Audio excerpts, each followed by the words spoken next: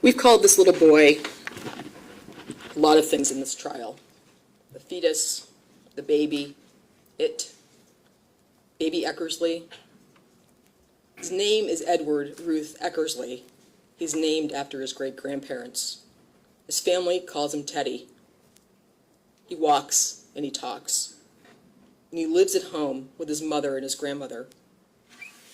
If you went by the state's case, it would be a mystery whether Teddy was alive or dead. The state didn't want you to know that this story had a happy ending. For the state, Teddy has to remain an idea of a baby and not a person, because they don't want his mother to be a person. Because if you knew that he was alive and well and living with his mother, you might wonder what this prosecution is all about. For the state and the city of Manchester, people who live like Allie was living, in a tent, in the cold, on the outskirts of society, are a nuisance to be cleaned up. They smell, they're annoying. They have the nerve to sit in the median with a sign so maybe they can get a few dollars. They act all fucked up. They're called the homeless population because they can't possibly be part of the general population, because then what does that make the rest of us? This is important because we sat in this courtroom and we listened to Officer Collins admit with a big smile on his face all the disgusting things he said about Allie while she was sitting in the back of the cruiser. He didn't care that she could hear him. He wasn't embarrassed that she was sitting right there, listening to it all over again. This behavior is encouraged. We sat in this courtroom while Officer Collins and Officer Vitale both talked about breaking up the homeless encampments. And for the state and the city of Manchester, homeless people are just all liars.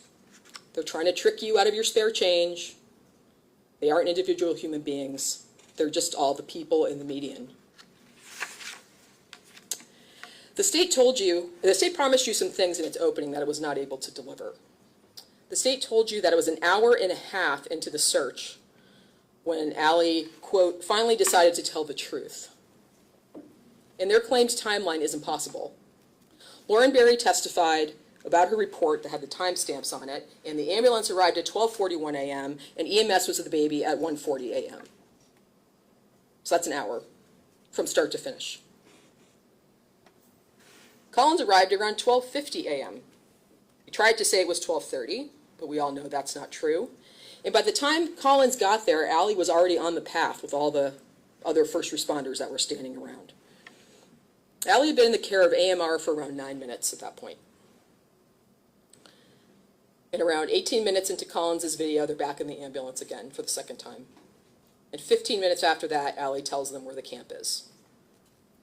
That's 33 minutes after Collins got there, and that is 43 minutes after the ambulance arrived. They told you that nearly an hour after giving birth, Allie told them the baby was crying. Again, this timeline is wrong. There's no clear time when the baby was born, but we do know the ambulance arrived at 12:41. And you're going to have the videos, and I'm going to show it to you. We've seen it a million times. You're going to have Collins' video, and I encourage you to watch it if you think you need to. At 2 minutes and 52 seconds into Collins' video, someone, either Natalia Risher or Lauren Berry, says very clearly she said it was crying.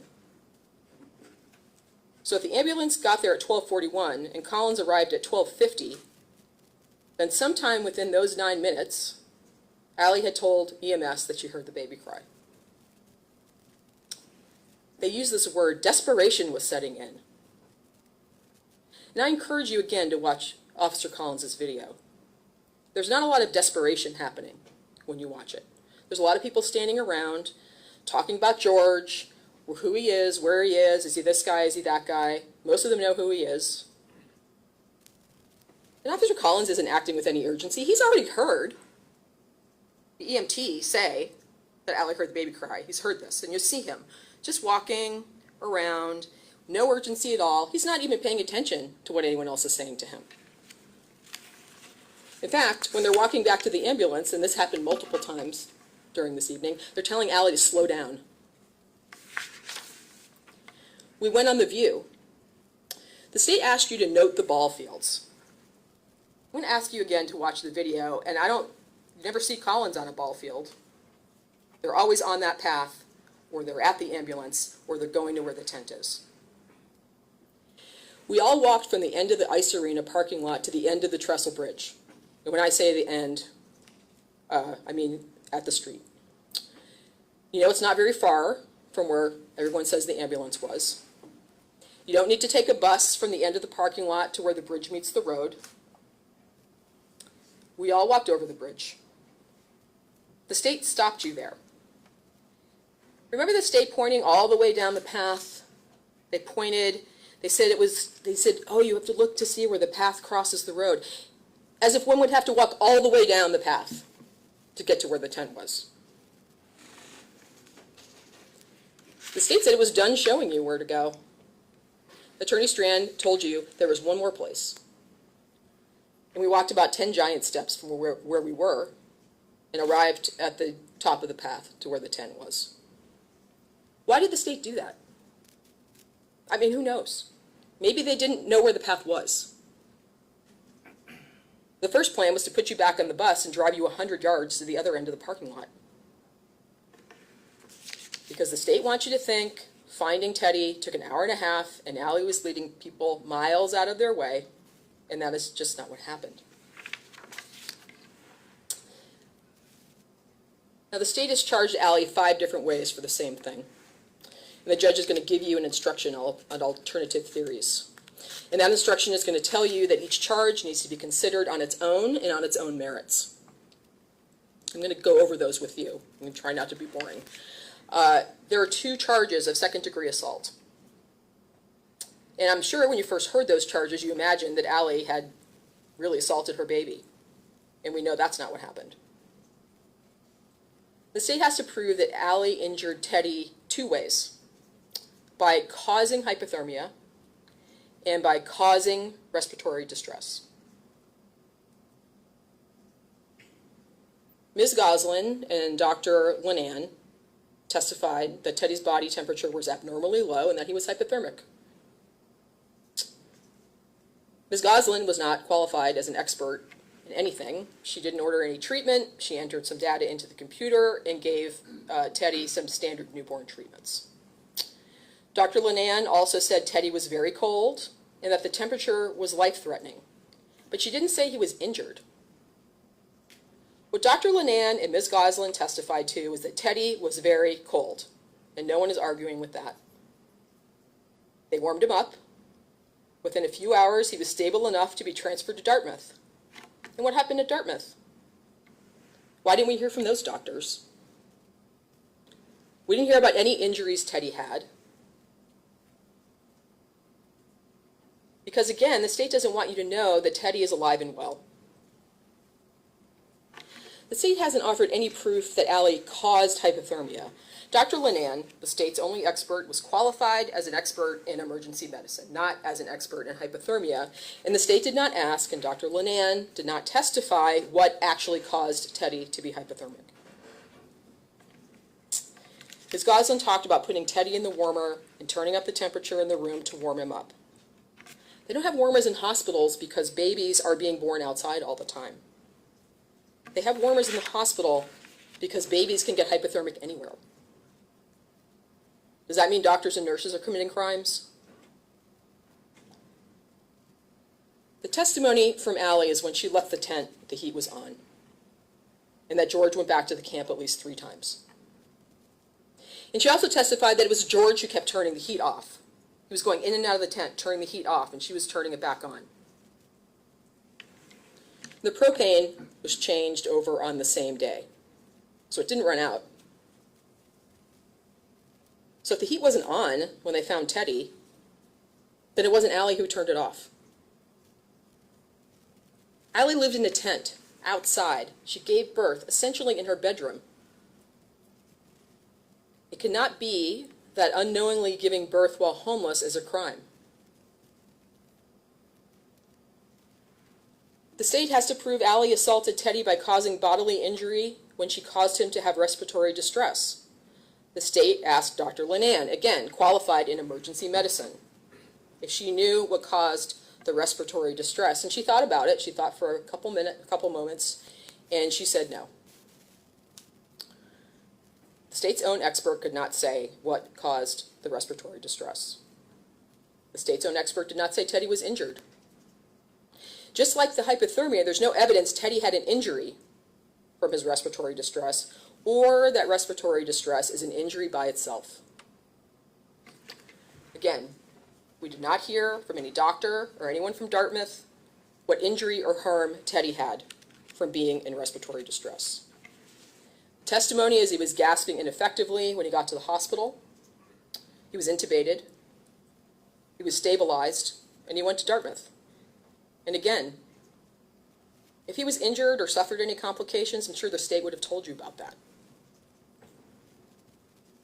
For both of these charges, the state has to prove, I'm talking about the second-degree assaults, the state has to prove that Allie was reckless, that she consciously disregarded a risk, that Teddy could be injured by leaving him in the tent where the ambient temperatures were cold. That's the temperature inside. The state has not proven this beyond a reasonable doubt. Allie thought the baby was dead. George told her that he was. George went back to the camp 3 times and didn't tell her any different when he came back to where she was. How could she consciously disregard a risk that Teddy would have hypothermia or have trouble breathing when she didn't know he was alive? She told 911, the first baby, who we know is Teddy, but that baby lived for 1 minute. Allie doesn't really remember saying that. She doesn't remember very much about that night. But you heard the 911 call. And she said that the second baby, which we now know was actually the placenta, was dead right away. The state has to prove beyond a reasonable doubt that Allie acted with extreme indifference to the value of human life. This is more than being reckless. And the state has not proven this beyond a reasonable doubt. In fact, all the evidence points to the contrary. Allie tells 911 the fetus is on the ground on the other side of the trestle bridge. That's the truth. She thought she had 2 babies, one in the tent, who was found on the ground. We heard that he was dirty, or covered in dirt, I think was the testimony. And the placenta was found on the ground on the side of the trail. Allie tells 911 that she doesn't want to be in the same position her parents were in when she was born. Allie didn't want to be a person who couldn't take care of a baby. Allie told 911 all the information they needed to know where to go. Allie was afraid of George. She was afraid he would hit her. He told her to tell everyone that if anything, they had been over by the ball fields. And Allie depended on George. You heard what she said. George made the tent for her. George brought her here from Concord. George put her in the woods, and she didn't have anywhere else to go.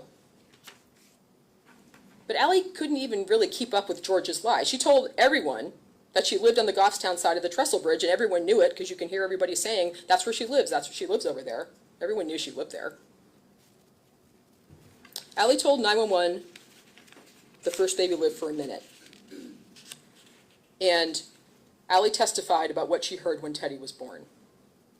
Now, Pam Packard didn't ask any follow-up questions about how Allie knew the baby lived for a minute.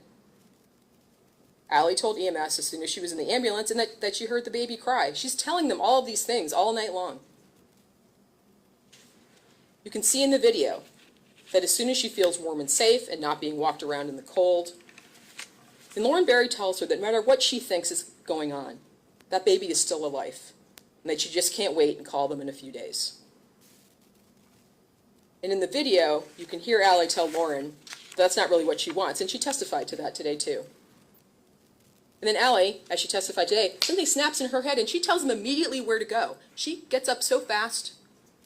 She immediately volunteers to take them. She moves so fast to where the tent is that Officer Vitale is yelling at her to slow down. And she hears all the commotion when they're taking the baby out of the tent and realizes he might be alive. And she asks Collins, is it still moving?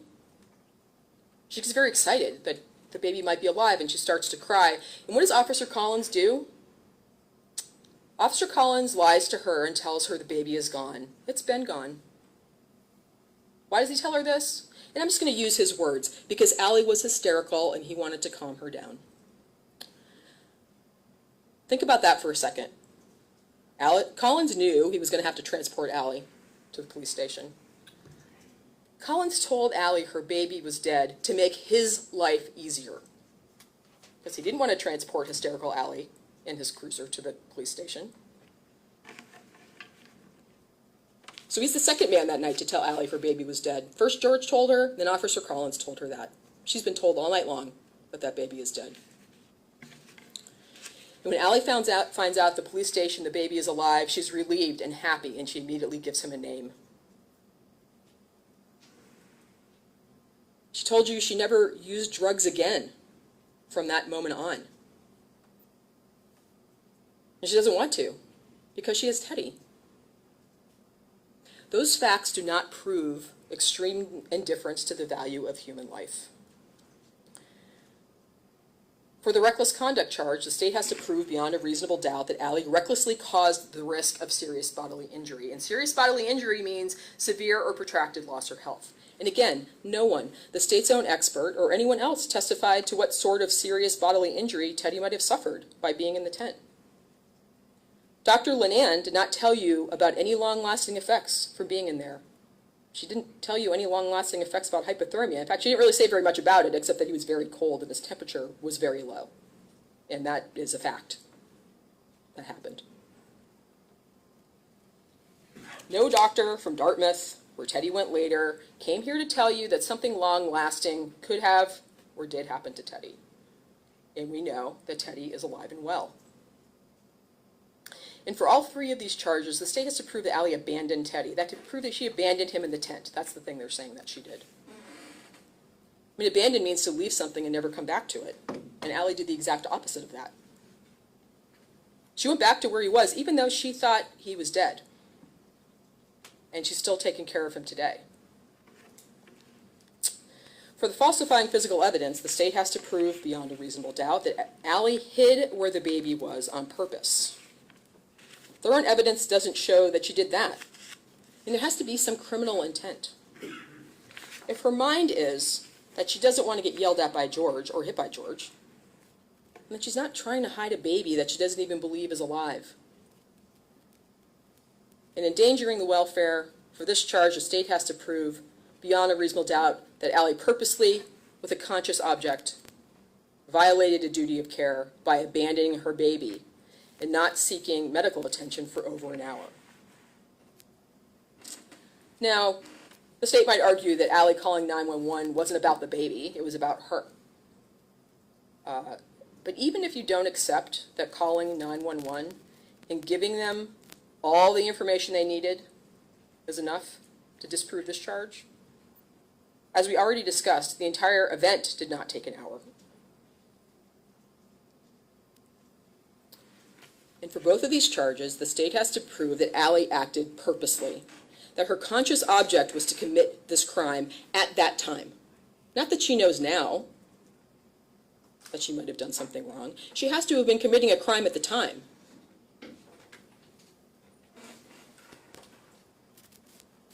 Not later when she finds out Teddy's alive, not later after going to treatment, not later after having her son with her. Because of course she feels bad about that. Who wouldn't? But you have to find that she was committing a crime at the time of this event. The state told you in your opening that you should disregard Allie's mental health issues.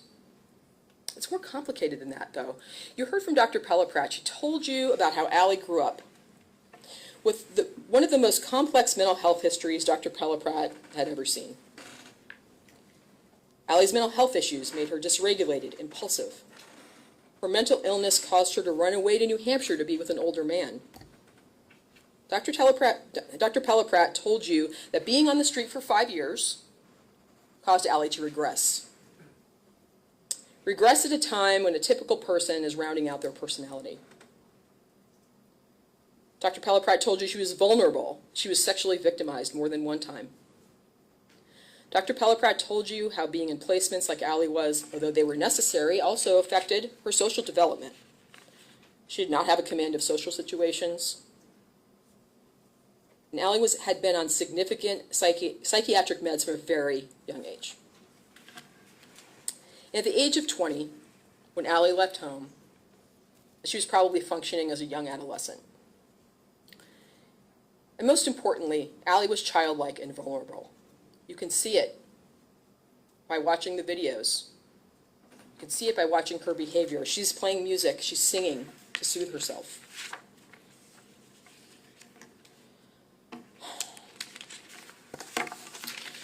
Allie gravitated to older men like George. George, who ended up abusing her. Allie told you that George was 20 years older than her, or about 20 years older than her, that George brought her down here from Concord. She lived with George in his trailer on his boss's property until she got kicked out because the boss's daughter came home. The boss's daughter who also lived in the trailer with George. So George builds Allie in a tent out in the woods away from other people. He comes out and visits her occasionally. And you can fill in the blanks about that relationship. You have to take Allie as she was that night. Alone, vulnerable, living with unmedicated bipolar disorder, dysregulated, substance use disorder, likely functioning several years below her actual age. But you saw her here today. You'd never know that that was that person. Miracle. Ask yourself what sort of mental state Allie was in that night. She couldn't form a coherent mental state. Ironically, when you listen to the 911 call, you can hear Allie tell Pam Packard that her, quote, mental state is all over the place. She couldn't know how prescient that statement would be, but she would have to be talking about her mental state in a court. She says things like that all through the night. I'm in shock. My mind is all over the place.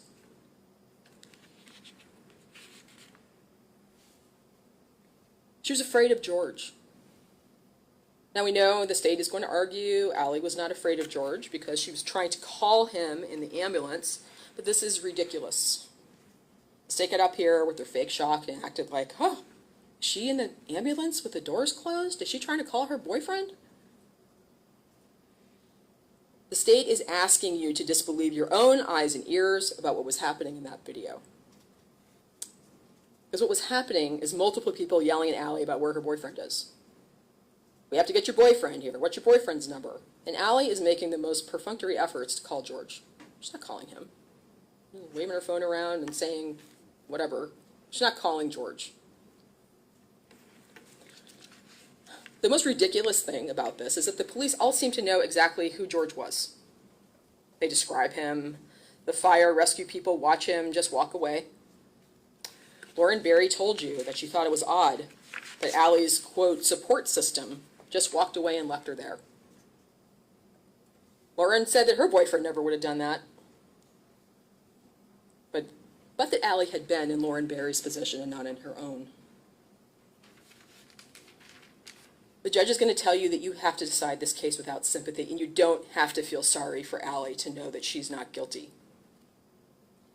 And Allie is not asking you to feel sorry for her, just to understand who and where she was that night. Because most importantly, where Allie was going through childbirth. Anyone who's had a child or knows someone who's had a child knows childbirth doesn't end when the baby comes out. You know it's incredibly painful and incredibly dangerous. Lauren Berry told Allie she was experiencing a life-threatening emergency. Lauren Berry told you it's not unusual for a woman to think that delivering a second baby, to think she is delivering a second baby when delivering the placenta, because that's what it feels like. Pam Packard agreed that Allie was in a dangerous situation. Pam Packard told you a fundal massage is incredibly painful. She told Allie not to even get up off the ground. Allie thought she was dying. She says this on the 911 call. She says, I'm still alive, when they ask her if she's still there. I got a laugh in voir dire when I referred to the pregnancy video doing its job, because everyone in the courtroom knows what that means.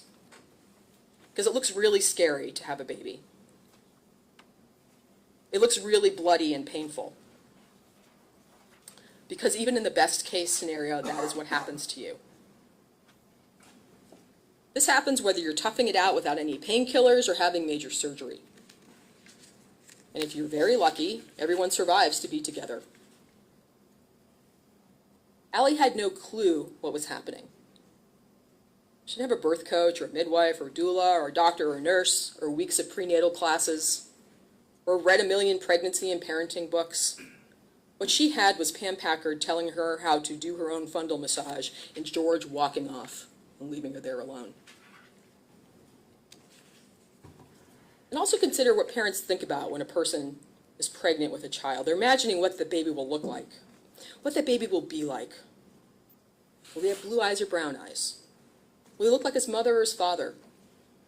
Will he like sports? Will he be a genius? Those parents are prepared to have a baby. Those parents have conceptualized that baby as a member of their family. Allie didn't have any of that. She didn't know she was pregnant.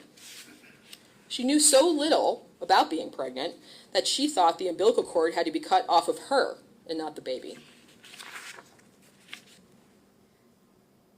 You know, Officer Collins said that he had a son in March.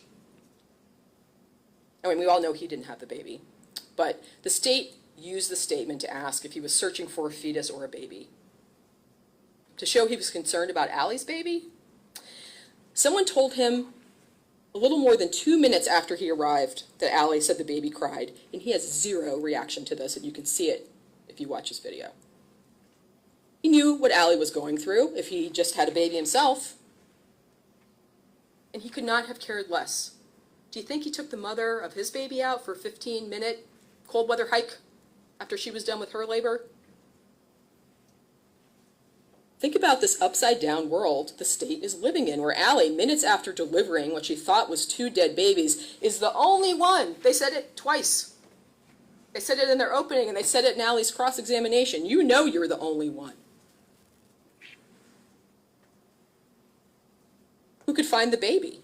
That is a wild thing to say when there is a cast of thousands of alleged first responders at the scene. What was their plan if Allie had passed out while they had her hiking around out there with her headlamp on? What was their plan if she'd insisted on going to the hospital because the blood was gushing out of her? I'm sure the state's going to tell you how incredibly lucky we all are that Teddy survived, and we are lucky. Allie is thrilled. But we're also all incredibly lucky that Allie survived this event. And we didn't really hear about any plan to rescue Teddy or Allie, for that matter. Lauren Barry said that Nick Poulin, the fire lieutenant, had some sort of plan. But he didn't come here to tell you what it was, which all adds up to there being no plan at all. They weren't talking, the people out there weren't talking to each other, they weren't sharing information. Lauren Barry said it, they were acting as separate entities. There were 2 internal investigations into the way this was handled, one into Lauren Barry, and apparently one into the ambulance driver. The last one of those was a surprise. We know the outcome of the investigation is that it was unfounded because the people conducting the hearing decided that Lauren Barry was making the best of a bad situation. And Lauren Barry had her suspicions who told on her. Was it her partner, Natalia Risher? Who knows? She didn't testify, but there's no way to know. But I think Lauren Barry knew who it was. The reason Lauren Barry had to take Teddy to the hospital in a fire truck is because the ambulance didn't answer the call to come and get him. As far as that internal investigation is concerned, that outcome will remain a mystery to all of us because no one is talking about that one. So not only are these people acting as separate entities, the people within the separate entities don't even really like each other. Natalia Risher is filing reports on Lauren Barry. Collins is calling his colleague Beleza a fucking, I'm not going to say it, R-word. I mean, I don't know if it's worse or better that he didn't mean Teddy or Allie when he said that. But that's what he's calling his own colleague, like on his body cam. I don't care. All the information they needed was on the 911 call. Fetus, who we now know as Teddy, was on the ground on the other side of the trestle bridge. George Theberge's phone number, he gave it to Pam Packard. Why does the 911 operator even ask for a phone number? So they can follow up with the person who made the call. Allie tells Pam Packard she thought the baby lived for a minute, and there's no follow-up questioning about why she might have thought that. But Pam Packard takes that information and tells Fire that the baby's not viable. She doesn't tell them Allie thought the baby lived for a minute, or at all. Even Pam Packard, who really was the only one showing Allie any kindness that night, wasn't really listening to what Allie told her. You can tell when she's telling Allie to get some towels and some blankets so Allie can lay down on the ground and do her fundal massage.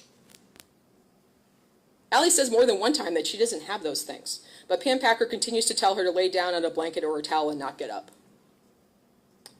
And where's George in all of this? Who knows? Oh, didn't hear from him. We didn't hear from him, and he's the one that went back to the tent 3 times and just walked away.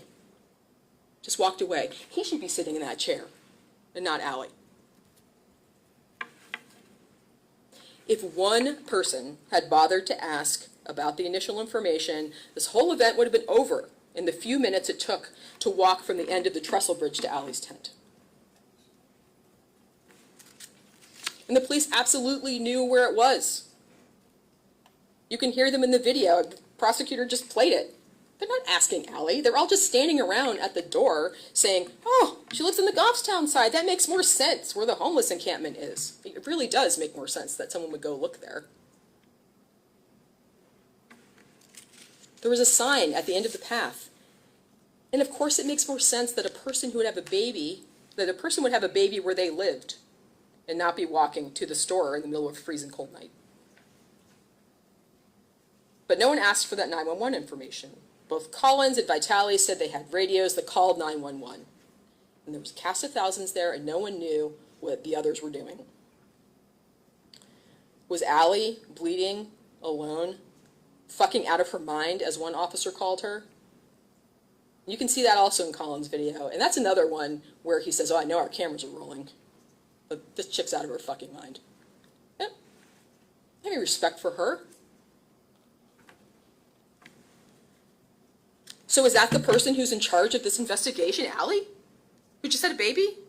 Who's obviously messed up because they say it over and over and over again and talk about her like she's not there? What even is the purpose of this prosecution? Is it to send a message to homeless people? That they better not ask for help because they'll just end up in a courtroom? Is it to tell women they better have their babies in a way the government approves of? Let's see all these pictures up here. I'm not going to show them to you again. You can look at them. They brought them up to you like they were trophies. What's this? Oh, that's a bloody bed.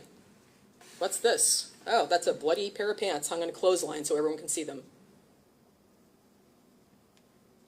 To show you how disgusting it was, right? How disgusting they think Allie is. I mean, whose blood do they think was splashed all over this makeshift home? That was Allie's blood.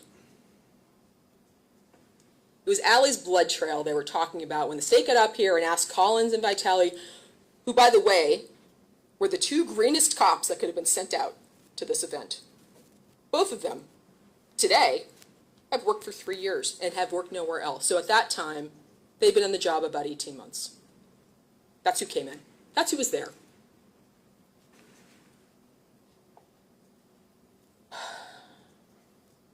Prosecutor asked Collins and Vitale, did you see any evidence of childbirth? It was Allie's blood trail the state's talking about. It's the placenta that she had to stop and deliver on the side of the path the state was talking about. It was Allie's blood trail they followed to the tent. And it was Allie's blood that was spread from that rail trail to the Manchester Police Department, because you saw pictures of the blood on the chairs there too. The state said over and over that Allie didn't want medical treatment. But what she didn't want was to be sent to the hospital, where her anxiety was through the roof, and where she got PTSD.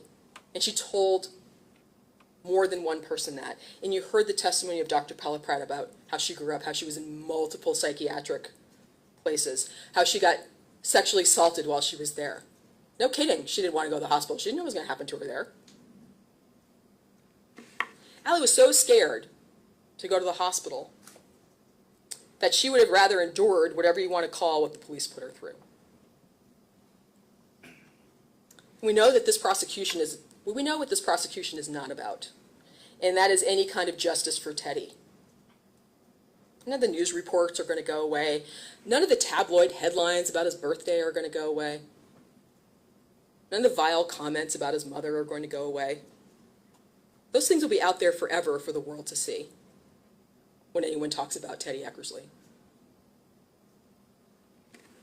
The only thing this prosecution has accomplished is taking his mother away from him for the hours she's been sitting in this courtroom, listening to people talk about her. And we ask you to find Allie not guilty of all of these charges, not because you feel sorry for Allie or because you feel sorry for Teddy, but because Allie did not commit any crimes.